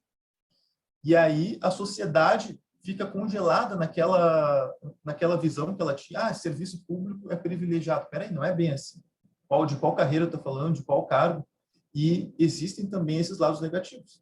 O servidor, ele é escravo da inflação, ele não tem nenhum instrumento para se defender, senão uma proposta de lei que vá lá para conceder um reajuste e repor uma perda de poder aquisitivo, que não acontece. Ou pelo menos não acontece aqui. E aí, o que esse cara vai pensando? Bom, já não é mais o que era antes, eu vou procurar e vou tentar sair do serviço público assim que eu puder, em busca de prosperidade, né? de avançar. E aí, quem é que sai perdendo, em última análise, nesse contexto? É a sociedade. Se o cara é servidor público, ele presta um serviço para todo mundo remunera esse serviço. Então, assim, essa é uma pergunta que a sociedade tem que se fazer a partir de agora. Ela está disposta a baratear o custo do serviço público, mas também reduzir a qualidade dele e ver sair, se evadir uma mão de obra qualificada? A gente está falando do médico, a gente está falando daqui a pouco de um professor que se qualifica e vai para uma universidade privada que paga melhor. O enfermeiro que está aplicando vacina nesse momento. Exatamente. Então, assim, essa é a defesa liberal que eu faço da valorização do serviço público, porque normalmente o que a gente vê é um paradigma, isso tudo ser tratado sob um paradigma marxista, sabe? A tradição sindicalista brasileira, ela é profundamente marxista e ela nem pensa em agir de outra maneira. Então, a gente sempre vê aqueles mesmos argumentos vazios pela defesa de não sei o quê, sempre aquela coisa de luta de classes. Mas não é uma luta. Na verdade, está todo mundo caminhando junto. E um servidor público valorizado significa um Estado mais eficiente. E o Estado mais eficiente, ele se presta justamente aquilo que, no caso, um liberal entende também que deve ser. Uma educação de qualidade, um Estado que consiga garantir segurança, tudo isso. Mas... Eu queria pontuar. Ô Pedro, eu só queria pontuar que essa tua última fala aí, eu posso fazer corte, né? E colocar como uma das principais falas do episódio aí, porque conseguiu dar uma bela resumida na conversa sobre a tua visão liberal sobre isso aí. Eu concordo 100%, coloco minha mão junto ali, porque até que ponto que é bom tirar, não seria tirar, né, efetivamente, mas realmente diminuir o interesse das pessoas boas que, pô, olha o tamanho do nosso estado, né, olha o tamanho do negócio, a gente vai tirar as pessoas qualificadas ali de dentro, né, que fazem o negócio andar, deixar pessoas menos qualificadas, né, qual é o nível de qualificação e o que vai ser bom, né? Essa questão é muito preocupante mesmo, muito... Aí tu instaura um paradoxo, né? Porque ou tu mantém servidores valorizados e com isso tu aumenta a eficiência do Estado, porque vai ter um serviço de qualidade, ou então tu reduz direitos desses servidores e tu força eles a buscar a iniciativa privada e, consequentemente, tu vai ter um Estado ineficiente e precarizado, com um serviço precarizado. Então, Mas, sabe, Androzil, o que tu falou antes da questão da generalização, acho que é muito aquela velha história de que os bons pagam pelos maus, Sim. da questão da generalização, e isso é em qualquer setor, não é só na iniciativa pública, é na iniciativa privada, é em qualquer profissão, em qualquer questão. Só o que eu quero falar da questão do incentivo, né, de trabalhar mais motivado, eu acho que é a mesma questão das férias, né?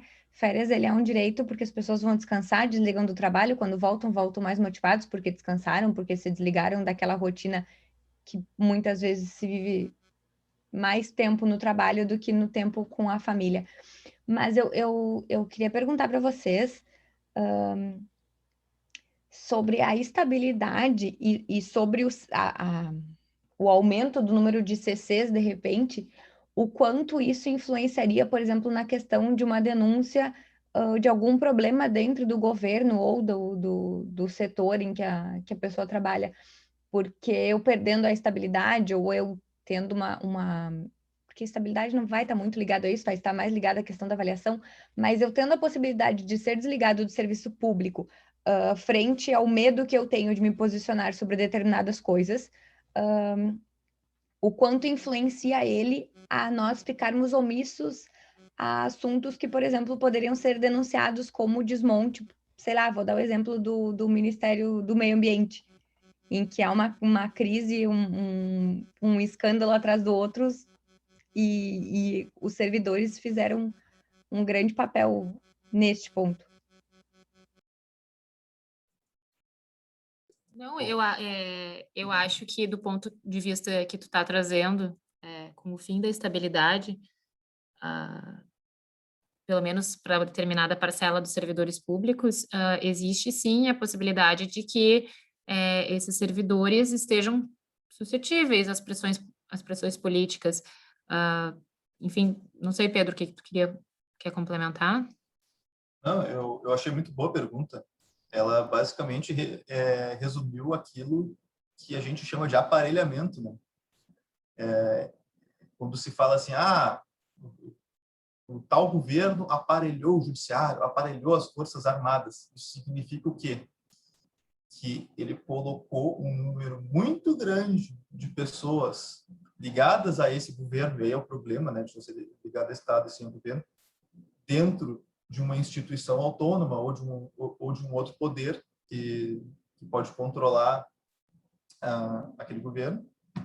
E Ou isso ou também tirou pessoas, né? tirou Tirou pessoas que eram pedras no realocou. sapato. Então, com certeza, o aumento do número de cargos de livre provimento e exoneração em qualquer setor, ele diminui, com certeza, a possibilidade de que desvios daquele governo venham à tona. Agora, isso não é uma relação necessária, entendeu? Depende do grau de eficiência com que se consiga promover esse tipo de coisa. E aí, cara, daí a gente podia entrar aqui em vários exemplos, por exemplo, tipo o STF, tá ligado? Meio foda falar isso, mas... O STF acaba sendo assim, acho que a maioria das Tem muito pessoas efeito disso, mano. a maioria das pessoas tem o pensamento de deveria ser de outro jeito, não só a indicação. Mas querendo ou não, ainda, pelo menos, tem aquela questão de assim, né? Um governo que tá ali, ele indica, mas pode ser que o próximo governo seja outro governo, né? E indique outro nome que, né? Na teoria eles não são vinculados, né? Não é o... né? Mas acontece, né? Pode acontecer sim, de indicar aquele que tem um pouquinho mais de como é que se diz assim, ter uma intimidade maior com o governo. Uma convergência de ideias. Eu nem fui preciso ao citar o STF, porque a gente não está falando de CCs lá, os ministros não são isso, mas eles são indicações políticas, né? Mas Sim. até a gente pode usar, para não chegar num lado tão polêmico da coisa, o Ministério do Meio Ambiente, como a Renata falou, quanto mais eu tiver servidores ligados ao governo e não ao Estado, mais facilidade eu vou ter de encobrir o que eu quero encobrir, mostrar o que eu quero mostrar, entendeu? Agradar quem eu quero agradar. Com certeza. Tipo, a nomeação de CCs e o aumento do número de CCs é uma questão estratégica que aqui no Brasil eu confesso que eu tenho bastante dificuldade em pensar em representantes que sejam republicanos ao ponto de não ter intenção de promover isso. Cara. Tem dificuldade. Eu queria, então, já que a Renatinha conseguiu com essa pergunta aí, fazer um bom resumo conseguiu envolver essa questão toda de aparelhamento, né? Que é algo extremamente importante nesse discurso, né? Nesse assunto que a gente está falando aí desse episódio inteiro. Queria perguntar para vocês o que vocês consideram. Eu gosto de falar assim, considerações finais do episódio, se vocês querem fazer alguma observação final, porque a gente já está aí passado de 1h15 de episódio, e poder partir para nossa perguntinha para nova participante do RomaCast e também para as dicas finais. Quais são as considerações finais que vocês acham importantes? Vocês querem fazer olha, o que eu acho da reforma, como é que tem que seguir, algo que não seja muito longo. Quem quiser começar aí, fica à vontade. Bom, eu vou começar então, já que eu sou a participante mais nova. Na verdade, eu acho que eu vou reforçar tudo aquilo que foi dito aqui. Acredito que não há ninguém entre a gente aqui que discorde que a gente precise de uma reforma administrativa, que a gente precise ver quais são as bases em que se funda o serviço público, que é necessário que haja, assim, uma forma de controle por parte da administração pública com relação aos servidores que não são tão efetivos. Mas acredito também que a gente precisa propor uma reforma em que se dialogue com os diversos setores da sociedade. Eu acho que isso que o Pedro colocou, no sentido de que a qualidade do serviço público e a remuneração do serviço público, ela não pode ser só vista com relação ao bolso do servidor público. A gente tem que pensar qual o tipo de serviço público que a gente quer que a gente quer ter acesso, né? E lembrando que serviço público é educação, serviço público é saúde, serviço público é também uma decisão judicial, mas serviço público é assistência social, enfim, são diversas as frentes, né, que o serviço público atua. Dizer que essa reforma, como ela foi proposta, não me parece promover aquilo que ela diz buscar, que é o fim dos privilégios. Como eu disse, 10% dos servidores públicos representam o grande peso das contas da administração pública.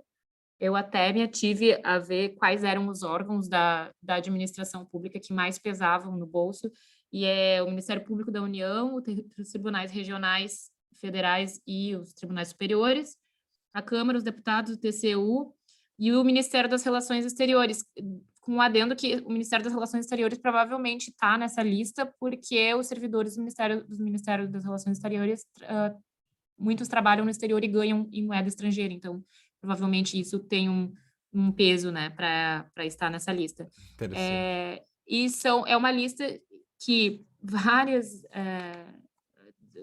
quase todos eles aqui não acabam entrando nessa proposta de reforma administrativa. Significa que reforma administrativa para quem? Sabe? Qual é o tipo de reforma administrativa que a gente vai propor? Falar também com relação à estabilidade, que eu acho perigosa essa questão de querer se mexer na estabilidade da forma como se está propondo.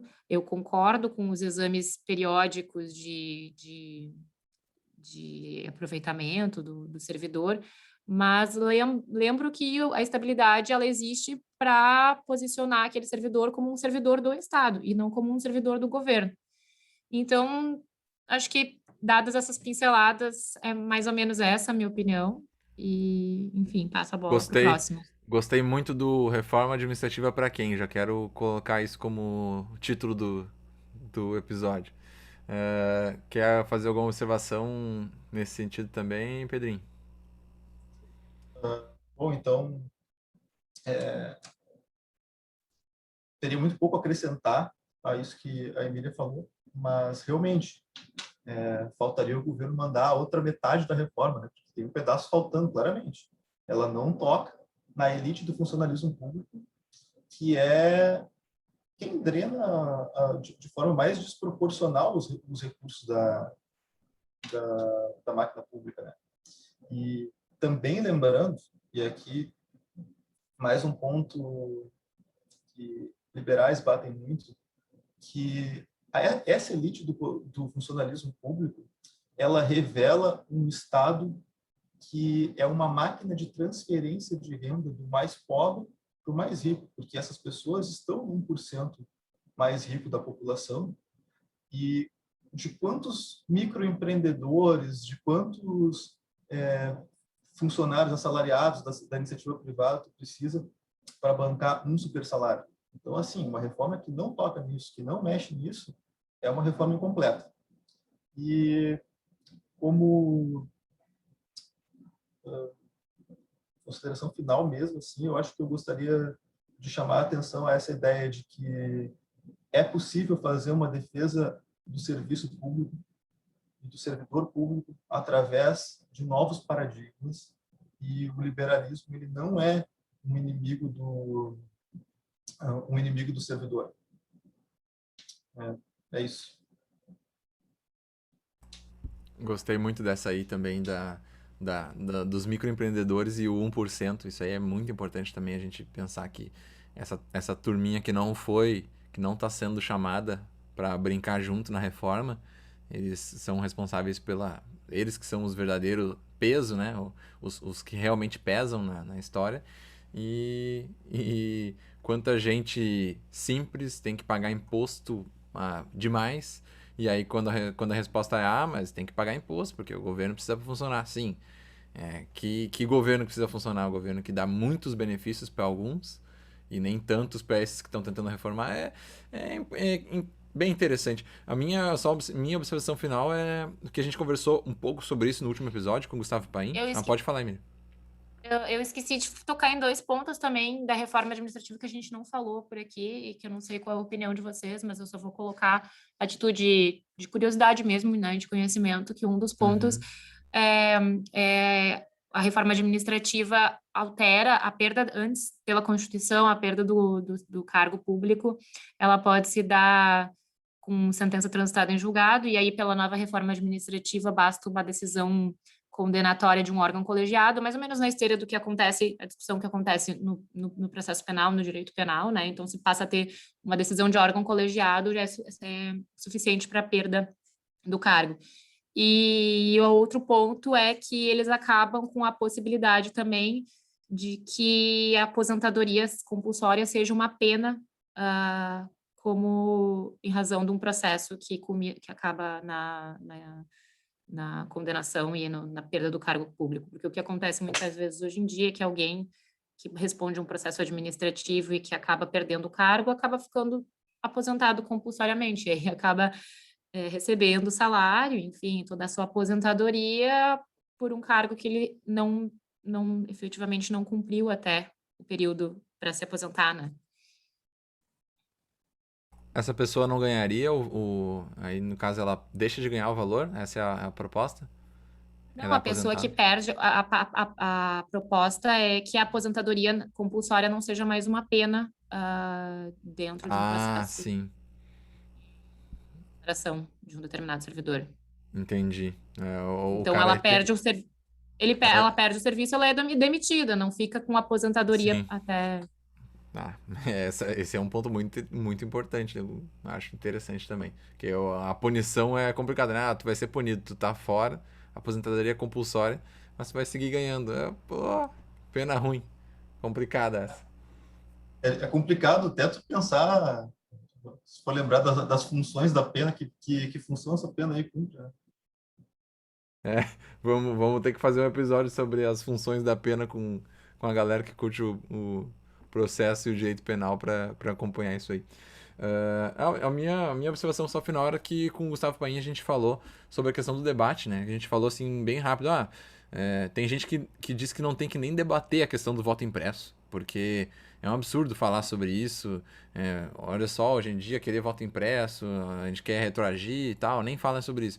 E principalmente como o Pedro e o Indruzi também e a Emília falaram, o debate é muito importante nesse momento, e a Renatinha até finalizou isso, no último episódio com essa frase, né? A apresentação dela foi sobre o debate. Só de a gente falar, a gente puxar esse assunto, e acaba sendo muito o objetivo aqui do RomaCast em si, acaba sendo isso. A gente não quer dar aula sobre nada, a gente quer debater assuntos que estão por aí, né? Que estão respingando entre o direito e as atualidades do momento. Então é debate mesmo, é conversar como se fossem pessoas que têm um pouco de conhecimento sobre, mas também não precisam ser totais especialistas, e fazer essa conversa. Se muitas pessoas fizessem esse tipo de conversa mais séria, sem desqualificar e como disse o Indruzi, ridicularizar o debate, a gente conseguiria, com certeza, a reforma não seria o problema que ela é, né? Com muita gente conversando sobre, as arestas poderiam ser arrumadas ali, as coisas poderiam se organizar melhor. Mas como ninguém quer se interessar por assunto, ninguém quer conversar sobre, é muito chato, ou logo vai granalizar ali o assunto, acabou a brincadeira, e quando tu vê, saiu daquele jeito ali. A reforma ficou, não ficou, toda mudada, e ninguém conversou sobre, ninguém quis bater o papo. Então essa era a minha contribuição final. Podemos passar para a próxima etapa? Então tá bom. Vou deixar agora a perguntinha para a Emília. Não sei se ela está preparada para essa pergunta, mas ela vai ter uns segundinhos para se preparar caso ela não esteja. Emília, todo final de episódio RomaCast, quando aparece uma pessoa nova, né, um convidado novo, a gente faz uma perguntinha filosófica para a pessoa, que é a seguinte: se tu pudesse escolher uma pessoa, qualquer pessoa, viva ou morta, ou pode ser até uma pessoa fictícia, né, uma pessoa criada aí por alguém, de história fictícia, enfim, que para tomar um café, uma pessoa que tu pudesse escolher para tomar um café por uns 30 minutos, conversar com essa pessoa, que tu tem curiosidade de conhecer, ou uma pessoa que, sei lá, já se foi e tu gostaria de ter esse momento com ela. A gente faz todo final de episódio, às vezes saem uns nomes bem filosóficos, às vezes são nomes bem próximos, mas é uma Eu vou perguntinha. até ajudar a Emília a ganhar um tempo para pensar, perguntando para o Pedro se o café dele já saiu. Porque a gente sabe que o áudio chegou até a pessoa com quem ele queria tomar café. A gente só não sabe se o café saiu. Poxa, tentamos, né? Tentamos, bolei uma mensagem elaborada lá para convidar É aquela pessoa. verdade. Para quem não lembra, Eduardo Bueno, o Peninha, mas não obtive resposta, também não fui muito atrás, e o café acabou não saindo, mas quem sabe um dia. Não, e isso aqui tá gravado, né? O episódio 11, quem quiser ouvir lá, volta pro episódio 11 e tá lá o Uhum. Pedro falando do Peninha durante o episódio, no final o Eduardo Bueno, que ele quer conversar. Então, em algum momento, quando ele for realmente conversar, ele vai dizer: Olha só, tá vendo lá aquele episódio de 10 de fevereiro? Eu falei que eu queria conversar contigo e tu não me deu bola. Então vai ficar ali, salvo. E daí vai ser assim, né? Bah, olha lá, aquele pessoal ficou famoso. Lá no início eles falaram que queriam tomar um café comigo. Vou dar uma oportunidade para esse pessoal agora. É, a gente Então vai ter que tá, cobrar. acho que a Emília já teve um tempinho pra pensar aí. Vamos ver o que ela vai vir. Pois é complicado. Escolher uma pessoa. Bom, se eu fosse limitar ao campo da política, enfim, da história, eu acho que eu gostaria de conversar com o Abraham Lincoln. É a pessoa com que Caramba. assim, eu conheço pouco da história do Lincoln, mas recentemente eu andei lendo algumas coisas e vi uns documentários interessantes também e me despertou bastante interesse, assim, principalmente por conta da emenda 14 e tal. E é uma pessoa que eu acho que veio à cabeça, assim, eu acho que é a pessoa que eu gostaria de conversar. Muito bom. Agora que eu acabei percebendo isso, quando a gente faz um episódio assim, sobre um assunto mais específico, né? A resposta da pessoa tende a ser sobre esse assunto, né? Então, realmente encaixaria muito bem com o que foi abordado hoje aqui. E seria uma conversa bem interessante com a Bruno Lincoln. Tem pessoas que fazem respostas, né, mais assim. A gente já teve episódios muito mais pessoais, a pessoa contando a história da vida. Aí ela pode ali contar, com a minha avó. Já aconteceu com a minha avó, com meu pai e tal. Mas a Renatinha foi com a avó. E foi engraçado que o Pedro perguntou isso, fez essa mesma pergunta pro meu noivo, lembra, Pedro? E ele respondeu alguma coisa que eu nunca esperava ouvir dele, que ele respondeu Jesus Cristo. E eu fiquei achando muito estranho ele, enfim, Ah, mas isso é realmente, né, interessante. se parar para pensar assim, uma pessoa na história que vai ter história para te contar e que, pô, uma Pô, resposta, né? ele apelou essa resposta aí. Foi forte mesmo. Essa aí E ele até não eu é quero nada agora. católico, ele não é nada católico, enfim, nada, mas eu achei uma resposta tão inusitada. Muito boa a resposta dele. Pra ver, assim, eu nunca nem tinha pensado nessa possibilidade, de alguém falar essa É, possibilidade. Muito interessante. é. Bom, então tá. Quer fazer alguma. Eu vi que tava se mexendo aí, Druz. Quer fazer alguma ponderação? Não? Segue então. Eu vou então passar para as dicas. Dicas de final de programa. Eu vou já começar com a minha, porque tava até 10 minutos atrás pensando, meu Deus do céu, o que eu vou dar de dica? E agora já consegui pensar aqui. A gente falou sobre, né, servidores públicos e eu já indiquei ela no outro episódio, a Raquel Zucchi Silveira, é o Instagram dela. E eu gosto de indicar perfis de Instagram, porque é fácil, tu acha ali, bota na busca do Instagram, acha e segue, é algo muito simples, né? Do que quando tu indica um livro, a pessoa tem que ir atrás para comprar, e às vezes, mas eu já tenho tantos outros livros para ler, né? Então eu acho uma dica legal. Ela é uma servidora, ela é auditora fiscal aqui do Rio Grande do Sul, e eu tô indicando ela porque ela falou mais ou menos eu tava vendo ela um tempo atrás, ela tava falando sobre isso, sobre a questão de que as pessoas consideram servidores públicos, ganham demais, olha só, essa pessoa ganha muito. E ela tava fazendo esse debate sobre vocês querem pessoas que ganhem bem e sejam capacitadas, ou vocês querem pessoas que ganhem mal e aí vai ser qualquer um que não tem capacidade, vai transformar o serviço em ineficiente. Bem esse assunto assim que a gente falou hoje, então acho que é interessante indicá-la de novo e indicar aí sobre o assunto que eu vou fazer dessas duas indicações, sobre o assunto que eu falei ali na questão do que o Pedro mencionou sobre corrigir o valor ganho pelos servidores, né? E a parte da educação financeira, que é o cara que para mim é o cara mais eu admiro demais o trabalho dele, o Bruno Perini. No Instagram é Bruno_Perini ali. A gente sempre bota na descrição dos episódios as dicas. E ele é muito bom, ele tem muito conhecimento, tem cursos enfim, financeiros e tal. Ele agora tá junto com o Primo Rico lá nos vídeos e tal, tem podcast dele também. Esse cara eu indico demais, ele tem uma visão que eu acho muito boa. Não que eu concorde com tudo, mas eu acho que ele tem muita bagagem, o cara, eu tiro o chapéu, assim, é muito bom mesmo, o conteúdo dele vale a pena. Quem é o próximo? Eu vou fazer a próxima dica, embora ele seja um perna, e não ter respondido o Pedro, eu vou indicar o livro do Eduardo Bueno, que é A Coroa, a Cruz e a Espada, Lei, Ordem e Corrupção no Brasil. Conta um pouquinho da história de como a gente chegou até onde a gente chegou aí, nessa questão de compadrinho.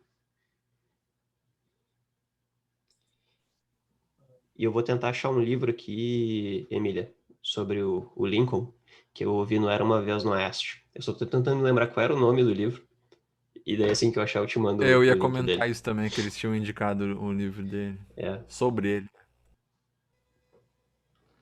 Então, vou dar minha dica.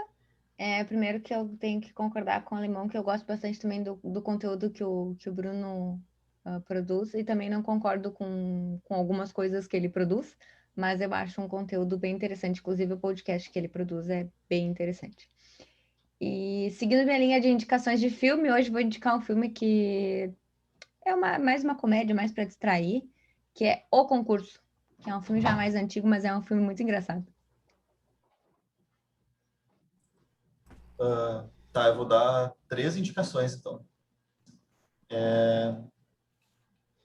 Primeiro, eu vou indicar a página do Instagram Bender e Mosman, Direito para Agentes Públicos, por Aí favor. sim. Segue a gente lá. O conteúdo está sendo feito com bastante carinho, principalmente para quem é público-alvo, né, em questões envolvendo direito público. Às vezes, não só servidores, mas direito público de um modo geral, porque a gente é bastante entusiasta desse ramo. E depois, na linha do episódio de hoje, para não fugir muito do assunto, eu vou indicar uma pessoa que já morreu, que eu acho que é melhor, porque, pô, às vezes tu indica alguém que tá vivo, o cara vai lá, dá uma entrevista e fala uma merda que não concorda, pô, tu indicou o cara. Então eu vou indicar um cara que já morreu. O Roberto Campos, que é considerado um dos maiores liberais que o Brasil já teve, era uma outra forma de se manifestar, era aqueles políticos clássicos, assim, sabe, que realmente muito eruditos, e existem materiais bem interessantes sobre ele na internet, disponíveis gratuitamente. Um deles é a entrevista do Roberto Campos no Roda Viva, que vale a pena rememorar. E vou indicar um outro cara também. Esse cara, ele morreu há tempos e eu realmente descobri ele alguns anos depois da morte dele, que é o Milor Fernandes. E, assim, eu fico muito fascinado. Eu comprei na estante virtual, acho que quase toda a obra dele, tudo que eu encontrei, eu comprei, porque, cara, assim, é um cara que faz muita falta, sabe? A gente não tem no Brasil hoje nenhuma inteligência que vai para o lado da ironia, do sarcasmo, Irônica, né? Eu ia falar isso, daquela, irônica. aquela crítica inteligente, aquela crítica fina, sofisticada.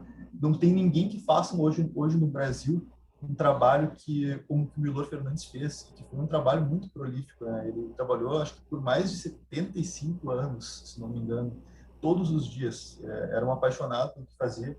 E revisitar a obra dele tem me feito enxergar coisas de formas muito diferentes. E eu tenho muita curiosidade para saber que tipo de crítica ele estaria fazendo hoje, né? Acho que o Brasil carece de alguém assim, mas se der para, se as pessoas tiverem a oportunidade de ir atrás de tudo que ele fez em vida, e isso clareia bastante a noção sobre muitas coisas que a gente vê. Inclusive, traz também a percepção de que o que a gente vive agora não é uma peculiaridade do nosso tempo, são coisas que o Brasil vem repetindo ao longo da sua história. Então, essas são as minhas dicas. Sim, o Milor Fernandes eu conheço muito pouco dele, mas o que eu conheço dele frases, assim, são citações, que até tem que cuidar, né? Porque hoje em dia tu bota no Google citações Milor Fernandes e daí tem um monte de frases atribuídas erroneamente, né? Mas ele tem umas frases muito boas, pelo menos as que chegaram em mim são muito interessantes, assim, faz pensar de um jeito muito... É um humor, é um... Tem um livro dele, A Bíblia do Caos, que é Milor de Ásia. Eles fizeram um dicionário de tudo que o Milor Fernandes, só de frases e de pensamentos dele sobre todos os assuntos de Ásia. É muito legal. Esse daí é o livro que mais se encontra, acho dele. Show de bola. Então agora, a última, Emília, pode deixar tuas dicas. Eu vou deixar uma dica, na verdade, é uma dica do que eu estou terminando de ler agora.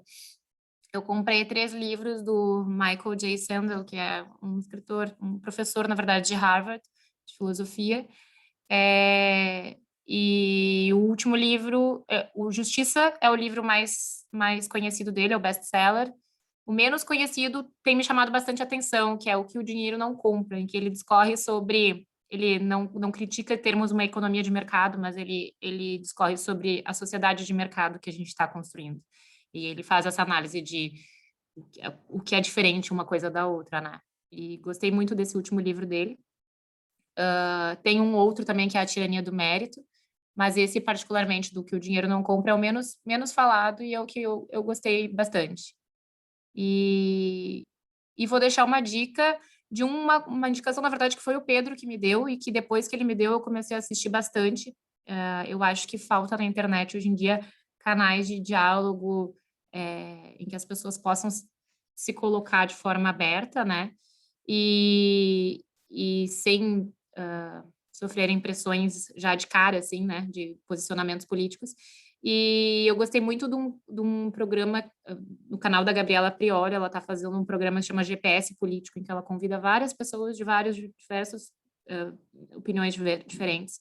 Já foi o Kim Kataguiri, já foi o Eduardo Leite, já foi o Ciro Gomes, o Haddad, enfim, de diversas posições diferentes. E ela coloca essa pessoa para conversar, assim, eles trocam uma ideia, ela traz uma régua, que é bem interessante a história da régua, para te posicionar que lugar eu estou aqui na régua, eu sou mais de direita, eu sou mais de centro, eu sou mais de esquerda, enfim, eu gostei bastante. Depois que o Pedro me indicou, assisti quase todos, acho que eu devo estar faltando 1 ou 2 só para assistir, e dar essa indicação também. Eu não conhecia isso aí, interessante, eu não sabia que ela tinha isso.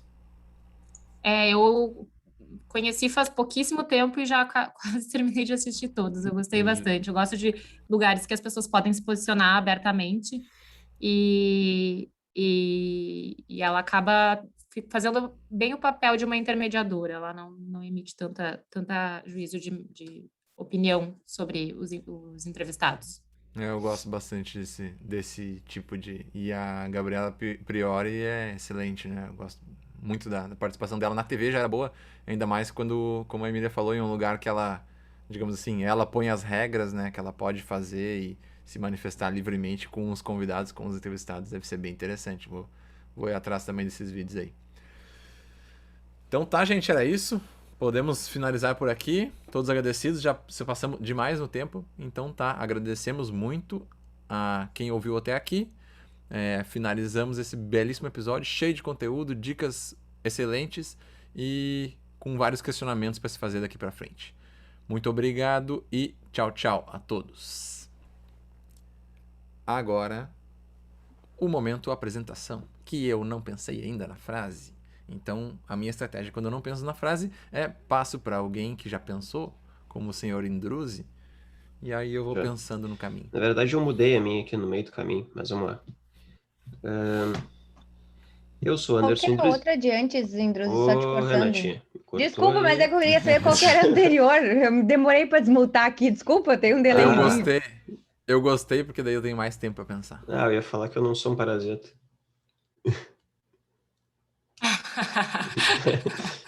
Pode usar. Você pode usar, se eu não vou usar essa aí agora. Eu sou Anderson Indruziak e estou aqui para te lembrar que quem não vive em verdade, meu bem, flutua nas ilusões da mente de um louco qualquer.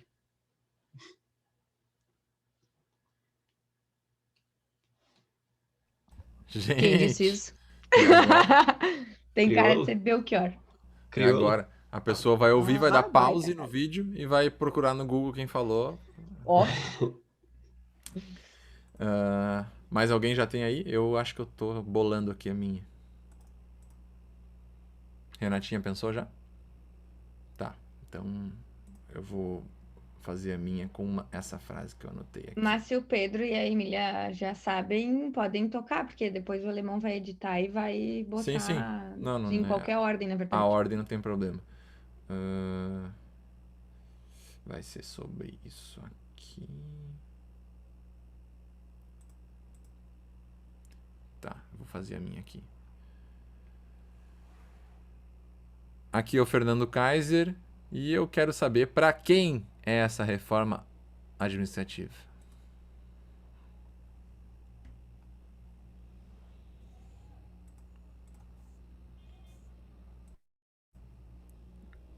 Ô Pedro, não espero nada menos que genial da tua apresentação.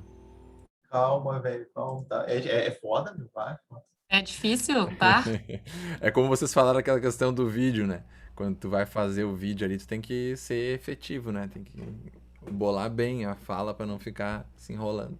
Então, quando é uma frase só pro cara. Mas pode ser qualquer coisa, pode ser uma brincadeirinha, não tem peso nenhum. Renatinha tá ali, ó, concentrada.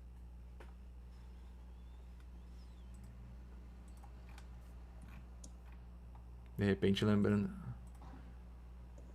lembrando dos temas que a gente falou, eu anotei aqui que falamos sobre a progressão de carreira, falamos sobre a questão de melhorar a imagem dos servidores, né? Se uma reforma funcionaria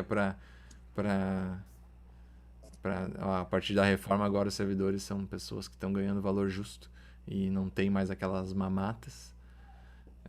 Que mais?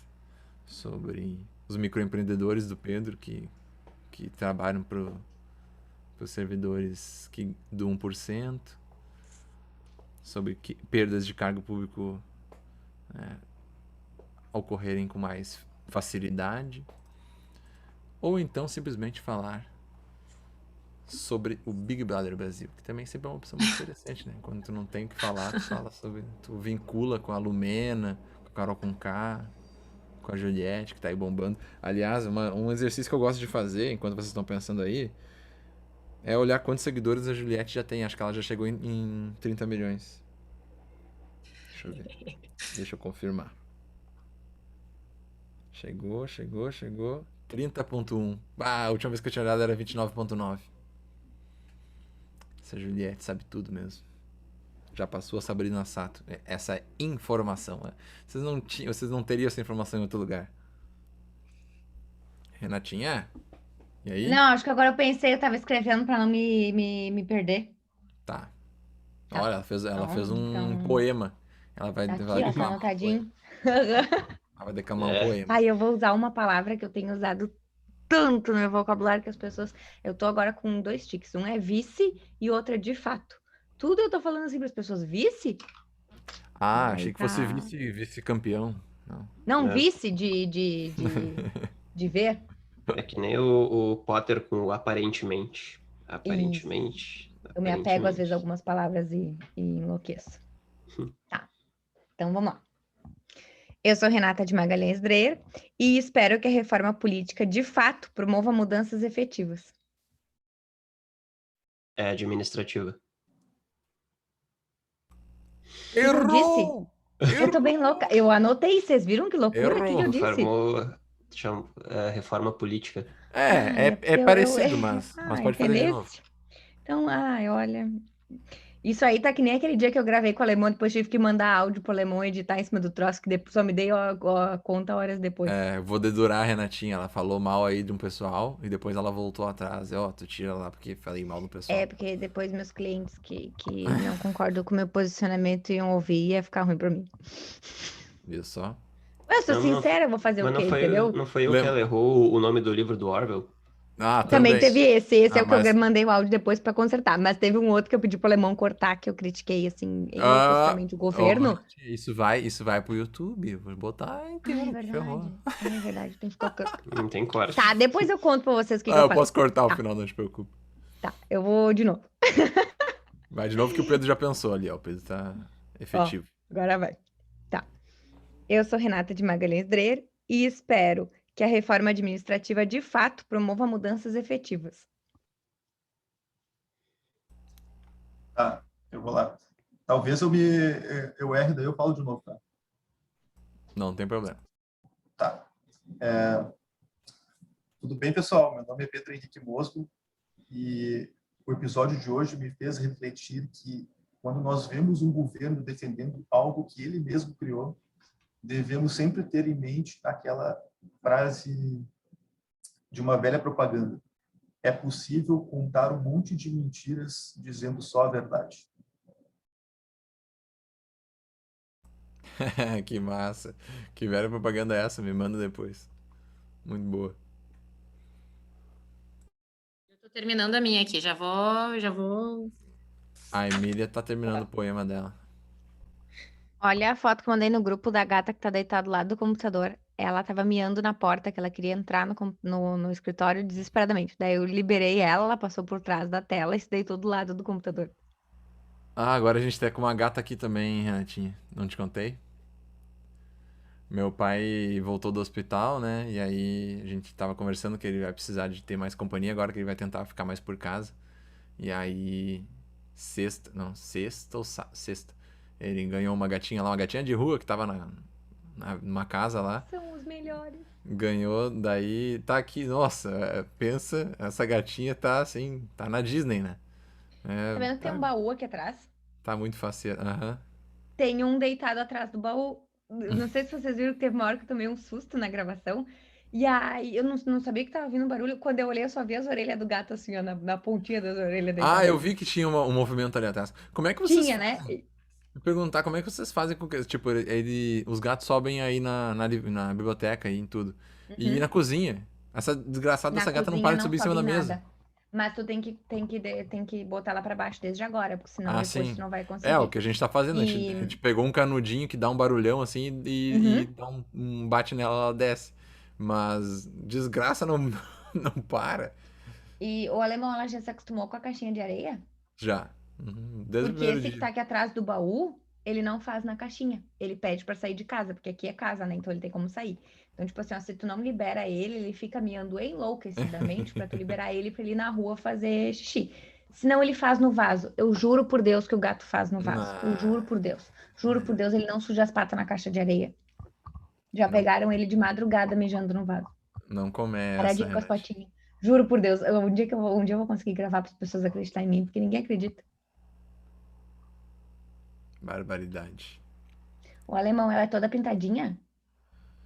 É, deixa eu ver. Tem um monte de foto dela. Olha, essa gata ela fica dentro da roupa. Meu pai tava usando um casaco ontem Ops. e ela ficava dentro do casaco dele, deitada. Ah, Ela é mas deixa teu filhotinha, pai não né? te iludir, tá? Que no inverno ela vai fazer isso. No verão ela não vai querer ninguém. Ah, é? Ela quer se esquentar só? Uhum, uhum. Eles são Posso falar assim. a minha? Tá liberado. Sim. Tá, eu vou falar aqui, se eu errar, depois eu falo de novo, tá? Uhum. Tá, Deixa eu mutar o meu aqui pra não dar nenhum barulho. tá. Eu sou Emília Bender e acredito que a reforma administrativa deve ser vista afastada das paixões políticas e que até o liberal pode atuar na defesa do serviço público. Ah, coisa linda. Ô, esse vai ser o início Sensacional. mais inteligente do nosso RamaCast, né? Antes era tudo assim. Olá, aqui é o Fernando Kaiser e eu oro BBB. Aí agora virou um negócio. Agora subiu uma régua. Os próximos vai ser mais complicado. Então tá, gente. Se passamos legal aí, tem tarde, eu quero agradecer aí, Valeu. brigadão. Brigadão por ter ficado até essa hora aí com a gente. E agora partiu edições. Valeu, pessoal. Obrigado pela presença e Valeu. até a Obrigada. próxima. Muito obrigado pelo convite, valeu por lembrar de nós. É, Ah, estamos sempre à disposição quando vocês É. quiserem. se tiverem mais Outros assuntos termos assim, também. vamos começar a puxar vocês aí. Boa. Então Valeu. tá. Então tá. Valeu. Tchau, Valeu. tchau. Boa noite, Então. gente. Boa noite.